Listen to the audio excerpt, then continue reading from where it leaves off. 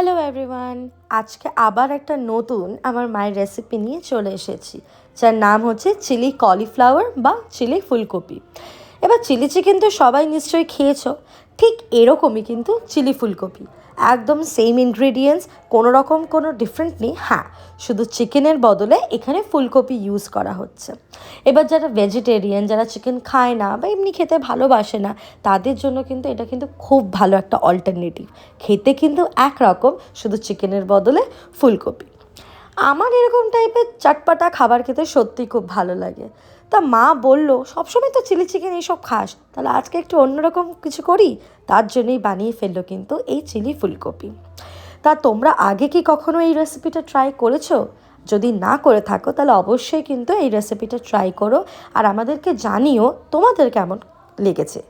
আর বেশি বেশি করে ভিডিওটাকে লাইক করো, কমেন্ট করো অ্যান্ড শেয়ার করো।